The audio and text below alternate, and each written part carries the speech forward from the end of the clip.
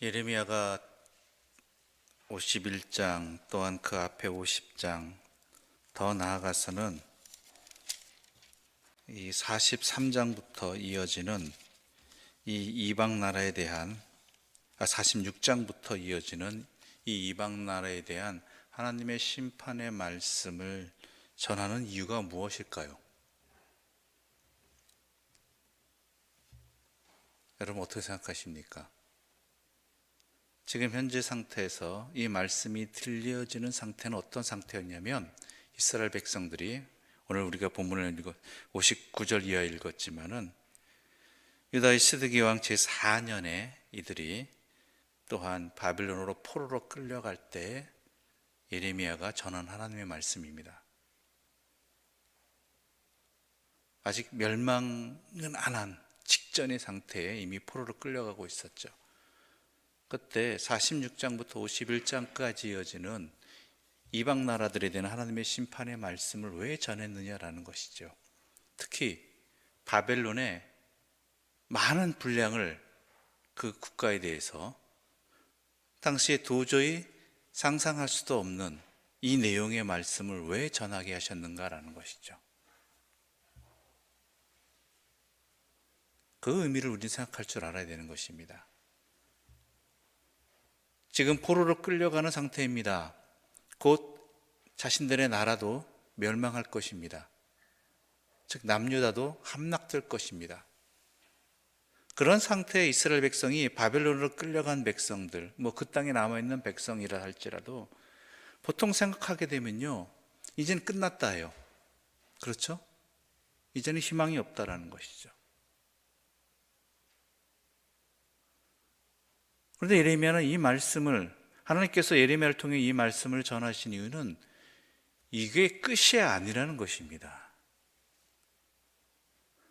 너희들 현실에 지금 절망에 미혹되지 말아라는 것입니다. 정신 똑바로 차리라는 것입니다. 주변 여러 나라들은 이방 민족들은 그렇다 할지라도 지금 도저히 상상할 수 없는 이 바벨론조차도 하나님께서 결국은 심판하실 것이고 그리고 멸망당하게 될 것이다. 그러니 너희들이 바벨론에 끌려가는 그 포로로 된다 할지라도 이 현실 앞에서, 이 두려운 바벨론 앞에서 정신 똑바로 차리고 있어야 된다는 것입니다. 정신 똑바로 차리라는 의미는 뭘까요? 왜 이런 일을 당했는지, 하나님이 이런 일을 통해서 이스라엘 백성에게 무엇을 이루시고자 하는지, 원하시는지를 제대로 보라는 것입니다. 즉 바벨론이라는 세력에 미혹되어서 헛된 짓 하지 말고 또 실망과 포기의 삶을 살지 말고 여호와로부터 떠난 삶을 살지 말고 너희들 회복하라는 것입니다. 왜냐하면 우리 하나님 여호와는 만군의 여호와시라는 것입니다. 만군의 여호와. 즉 이 이방 나라들도 하나님의 뜻에 의해서 좌지우지되는, 하나님의 또한 이끄심에 의해서 그 운명이 결정되어지는 그러한 세력일 뿐, 지금 현재 아무리 강대한 바벨론이라 할지라도 결국은 하나님 뜻에 의해서 이들도 결국 끝난다라는 것이죠.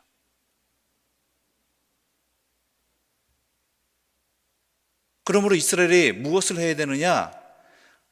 이러한 포로 생활을 통해서, 이러한 절망의 현실 앞에서 자신들을 하나님 앞에서 돌아보고 하나님 앞에서 자신들의 그 믿음의 자리, 순종의 자리를 회복해야 된다라는 것입니다. 그게 하나님의 뜻이라는 것이죠.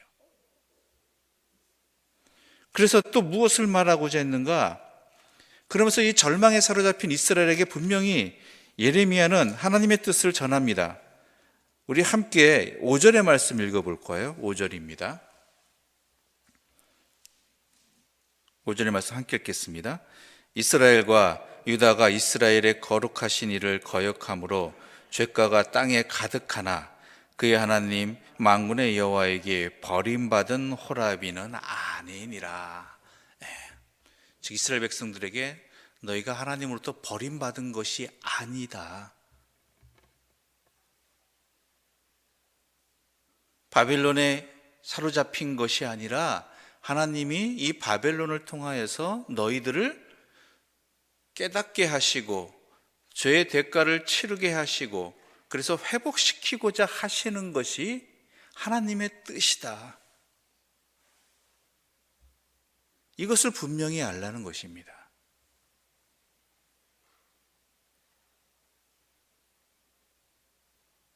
이게 하나님께서 예레미야를 통해서 어찌 보면 이 예레미야서를 통해서 계속 말씀하신 것과 같이 또한 46장부터 이어지는 이 이방 나라들의 심판에 대해서 말씀하신 목적이 바로 여기에 있다는 것이죠. 단순히 이 나라, 이 세력, 이 이방 민족들이 멸망할 것이다가 아니라 그러한 것을 통해 하나님의 손길을 깨닫고 하나님의 다스리심을 깨닫고 이제 더 정신 차려서 너희들을 버리지 아니하시고 돌이키기를 원하시는, 회복시키기를 원하시는 하나님 앞에 너희의 삶들을 흔들리지 말고, 상황이나 이런 것에 흔들리지 말고 회복시켜라 라는 것입니다. 그 만군의 여호와께서 너희를 버리지 아니하셨다라는 것이죠. 저 강대한 바벨론을 심판하실지언정 버리실지언정 너희는 미약한 너희, 연약한 너희, 포로된 너희를 여전히 버리지 아니하시는 하나님을 깨닫고 돌아오라는 것입니다.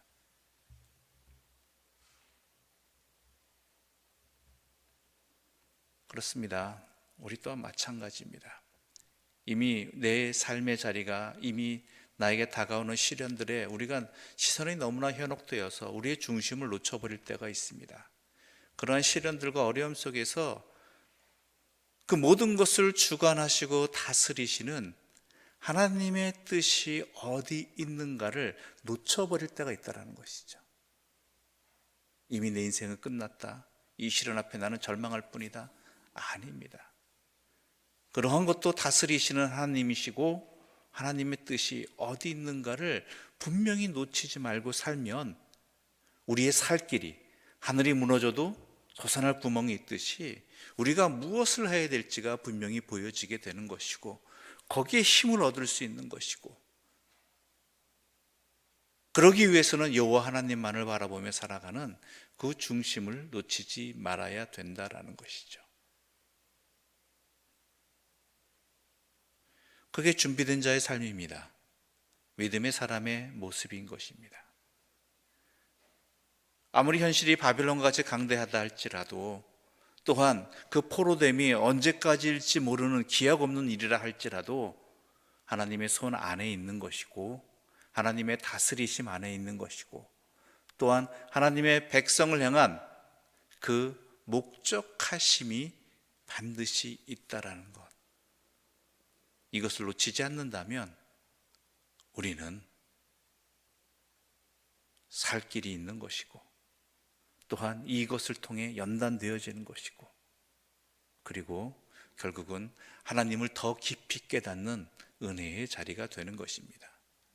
이스라엘의 하나님이 아니라 만군의 여호와, 또한 한 약소국가의 그러한 하나님이 아니라 천지 만물을 창조하시고 다스리시고 주관하시는 하나님, 그분이 바로 우리의 목자이시고 우리의 여호와이심을 명심하시고 힘을 얻으시고 또한 행할 바를 깨달으시고 그 믿음의 길을 걸어가시는 회복되어져 가는 하나님의 사람들 되시기를 간절히 소망합니다. 기도드리겠습니다. 하나님 아버지, 감사합니다. 이 모든 상황들 속에서 하나님을 바라보게 하여 주시옵소서. 하나님의 뜻이 어디 있는지, 그 하나님의 변함없는 사랑이 이끄시고자 하는 것이 무엇인지 우리로 하여금 흔들리지 않고 놓치지 않고 끝까지 이 믿음 지키게 하여 주시어서 하나님 안에서 회복되어져 가는, 또한 죄악됨을 벗어날 수 있는 오직 여호와 하나님을 깨닫고 또한 그분만을 섬기는 백성으로 굳게 세워 주시옵소서. 예수님의 이름으로 기도드립니다. 아멘. 하늘에 계신 우리 아버지의 이름을 거룩하게 하시며 아버지의 나라가 오게 하시며 아버지의 뜻이 하늘에서와 같이 땅에서도 이루어지게 하소서. 오늘 우리에게 일용할 양식을 주시고 우리가 우리에게 잘못한 사람을 용서하여 준 것 같이 우리 죄를 용서하여 주시고 우리를 시험에 빠지지 않게 하시고 악에 하소서. 나라와 권능과 영광이 영원히 아버지의 것입니다. 아멘.